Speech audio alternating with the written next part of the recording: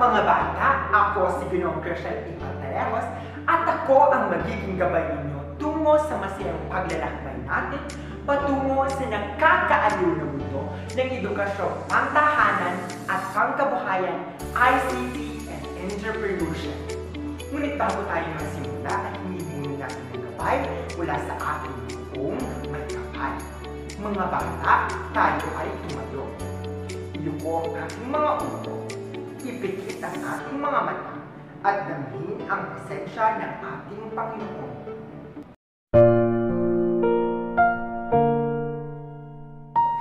Panginoon, salamat po sa panibagong araw na ito upang kami ay matuto. Buksan niyo po ang aming isipan upang lubos na maintindihan ang aming mga aralin. Bigyan niyo din po ang aming mga guro, mga magulang, at mga kamag-aral ng lakas ng katawan at isipan na masigit naming kailangan sa araw-araw sa panahong ito. Ang lahat po ng ito ay aming dinadalangin sa iyo, aming Diyos Ama. Amen. Tingnan ninyo ang inyong mga katabi at ibigay ninyo ang inyong pinakamatamis na ngiti. Meron bang liban para sa klase natin ngayong araw? Mahusay! Bago tayo dumako sa ating aralin para sa araw na ito, ay nais kong balik-aralan natin ang ating tinalakay kahapon. Tungkol saan nga ang ating tinalakay kahapon? Napakahusay! Kahapon ay tinalakay natin ang iba't ibang oportunidad sa tahanan at pamilyahan. Maraming mga bagay ang kailangang sabayan, bugso na rin ang mga pagbabago na gaganap sa ating lipunan. Maraming mga oportunidad ang dumarating kasabay ng pag-angat ng bawat mamamayang Pilipino. Isa sa mga pinakamalaking kampanya natin bilang isang tao ay ang kumita ng pera para sa pang-araw-araw nating pangangailangan. Sa panahon ng makabagong teknolohiya ay maraming mga bagay ang nagbabago at maraming mga bagay ang pwedeng pagkakitaan ng mga tao. Ang ilan ay pwedeng makapagnegosyo sa pamamagitan ng mga produktong karaniwang gawa sa kamay at makinarya. Ang ilan naman ay maaaring maging matagumpay sa buhay sa pamamagitan ng paggamit nila ng kanilang kagalingan at kaalaman sa serbisyo ng paglilingkod ayon sa kanilang mga natutunan. Ngayon, upang subukin ang inyong kaalaman patungkol sa ating nakaraang talakayan, ay mayroon akong inihandang mga katanungan na kailangan ninyong sagutin batay sa inyong mga kaalaman na natutunan sa ating nakaraang talakayan. Naunawaan ba, mga bata? Magaling! Simulan na natin ang pagtatanungan. Meron ba kayong alam na mga oportunidad na maaaring pagkakitaan sa tahanan at pamayanan? Mahusay! Ano-ano ang mga ito? Tama! Pananahi, pagbababuyan, pag-aalaga ng mga manok, pananahi at pagbibenta ng mga gamit. Mahuhusay kayong lahat.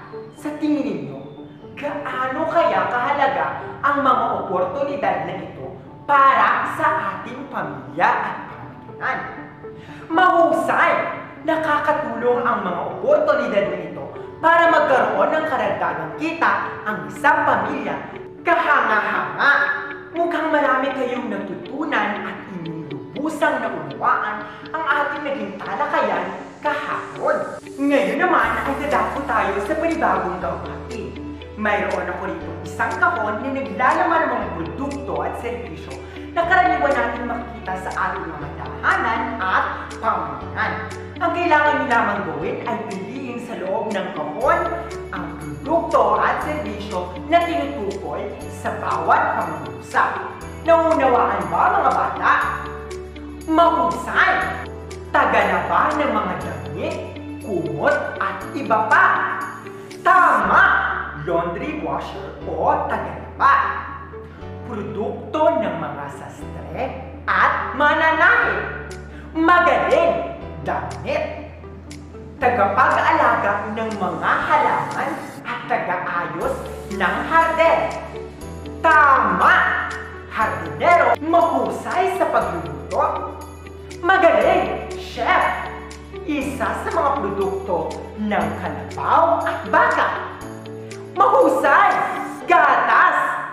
Tunay ngang nakuunawaan ninyo ang ating nagawang talakayan. Mahuhusay mga bata! Bigyan ninyo ang inyong mga sarili ng 5 palakpak. Ang ating ginawang gawain ay may kinalaman sa ating tatalakayin ngayong araw tungkol sa pagkakaiba ng produkto at serbisyo. Ngayon naman ay tutuklasin natin ang kahulugan ng salita produkto at ang iba't ibang uri ng produktong ating kinukonsumo. Ang produkto ay kadalasang ani o kalakal na ating ginagamit sa araw-araw. Maaari itong sabon, maaari itong shampoo, alahas, appliances at kung ano-ano pa. Maaari rin itong isang gawa ng isang producer o ng mga negosyante na maaaring makatulong sa pang-araw-araw nating gawain at matugunan pang-araw-araw nating pangangailangan. Sa pagkakataong ito naman ay meron tayong panibagong gawain. Meron ako dito isang durable basket at meron naman akong non-durable basket. Ang kailangan nyo lamang gawin ay ilagay ang mga produkto ayon sa kanilang uri. Maaari nyo ilagay ang mga produktong durable sa ating durable basket o yung mga produktong nagagamit natin sa matagal na panahon. At sa non-durable basket naman ay ang mga karaniwan natin ginagamit o ginagamit natin sa pang-araw-araw nating gawain. Nauunawaan ba mga bata? Mahusay mga bata!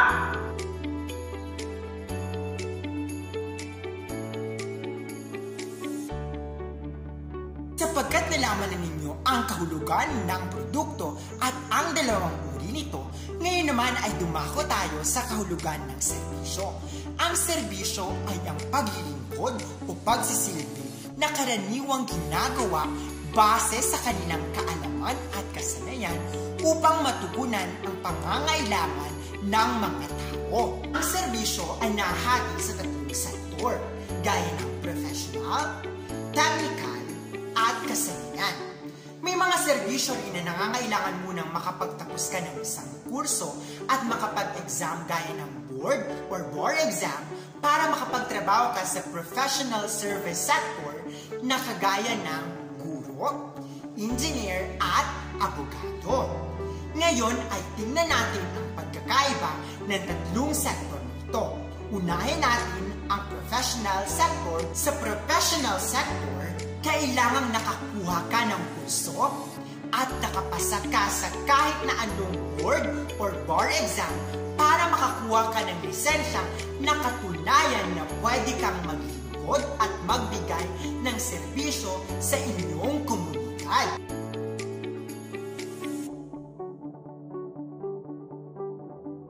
Ang technical na sektor naman ay nangangailangan ng kaalaman sa paggawa ng mga bagay o pagkukumpuni gamit ang iyong kaalamang technical.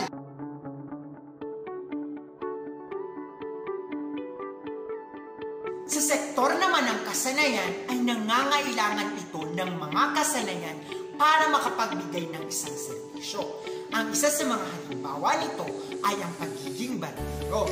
Kailangan meron kang kasanayan sa paggugupit bago ka makapagbigay ng serbisyo na maaaring matugunan ang mga pangangailangan sa inyong pamayanan.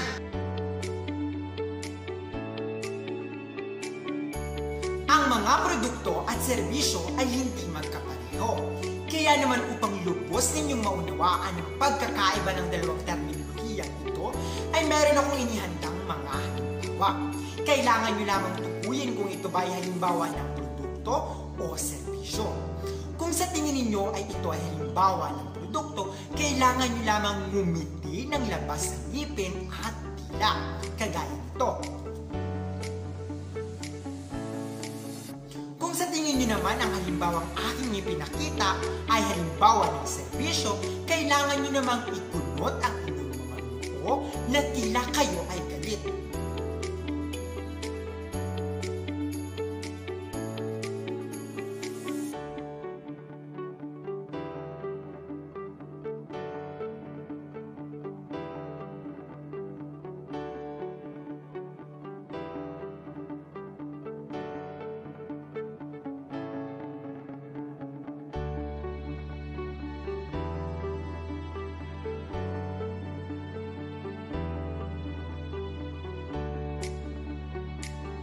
Sino sa inyo ang mahilig manood ng telebisyon? Sino naman sa inyo ang mahilig maglaro? Alam niyo ba na meron tayong sikat na laro ngayon sa telebisyon na nangangailangan ng pagtutulungan upang makuha ang tamang kasagutan? Ang tinatawag nating Family Feud. Familiar ba kayo sa larong ito? Mabuti kung ganon. Subalit bago ang lahat ay hahatiin ko muna ang ating klase sa 3 pangkat. Sapagkat ang laro natin sa araw na ito ay hindi tipikal na Family Feud na inyong napapanood. Ang ating pamagat ng laro sa araw na ito ay Family Feud with a twist. Sapagkat kailangan ninyong mahulaan ang lahat ng halimbawa ng serbisyong mapupunta sa inyo. Ang mga serbisyo kagaya ng professional, teknikal, at kasanayan ay binigyan ko ng 5 halimbawa na kailangan ninyong mahulaan sa loob lamang ng 3 minuto. Ang unang grupo na makakakuha ng pinakamaraming halimbawa o nakapagbigay ng lahat ng halimbawa ay ang bibigyan ko ng gantimpala at mananalo sa laro natin para sa araw na ito. Ang unang pangkat ay huhulaan ang mga halimbawa sa profesional na sektor. Ang ikalawang pangkat naman ay huhulaan ang mga halimbawa sa teknikal na sektor. At ang ikatlong pangkat ay huhulaan ang mga halimbawa sa kasanayan na sektor.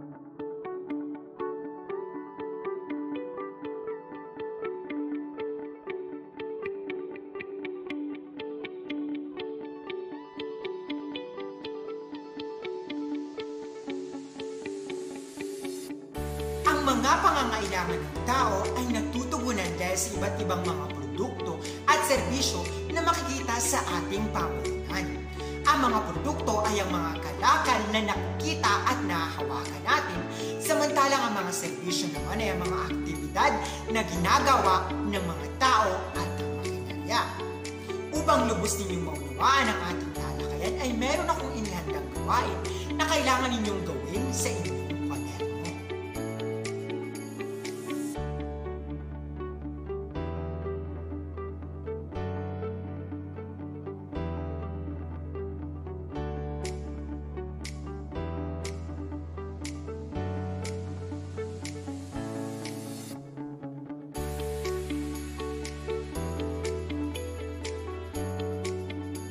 Ang mga tao ay nangangailangan ng iba't ibang mga produkto at serbisyo para matugunan ang kanilang pang-araw-araw na pangangailangan. Subalit ano kaya sa tingin ninyo ang importansya ng pagkakaroon ng maayos na produkto at magandang serbisyo sa ating pamayanan? Tama! Ang pagkakaroon ng maayos na produkto at magandang serbisyo ay maaaring magbigay ng pag-unlad at magkaroon ng pantay na oportunidad sa lahat ng mga tao sa ating pamayanan. Paano kaya natin mapapaganda at mapapaayos ang ating mga produkto at serbisyo? Magaling! Sa pamamagitan ng paglalapat dito ng inobasyon. Ang patuloy na paglalapat ng inobasyon ay ang pagpapanatiling akma at naaayon sa puso ang ating mga produkto. Ito ang magbibigay ng dahilan at paraan upang tangkilikin ang ating mga produkto at serbisyo hindi lamang ng ating pamayanan kundi pati na rin ng ibang mga bansa.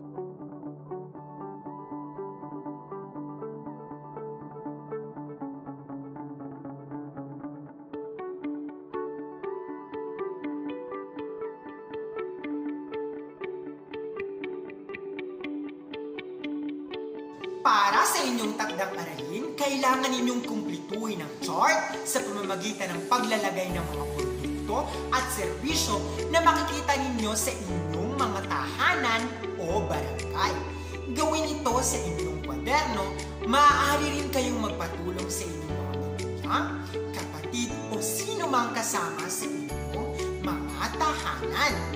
Binabati ko kayo, magagaling kong mga mag-aaral, sapagkat natapos natin ang ating talakayan para sa araw nito. Bagaman tapos na tayo sa talakayan natin para sa araw nito, nais kong ihanda ninyo ang inyong mga sarili para sa susunod nating talakayan tungkol sa angkop ba ang iyong negosyo. Sana'y naikintal sa inyong mga isipan at magamit ninyo sa inyong pang-araw-araw na buhay ang mga aral ng ating nagawang talakayan. Ngunit bago ako magpaalam para sa araw nito, nais ko munang tumayo kayong lahat. Tingnan ninyo ang inyong mga gilid at ilalim ng inyong buwan, pulutin ang mga nakakalat na basura, ayusin ang inyong mga buwan at humanda kayo para sa inyong susunod na klase. Paalam mga bata!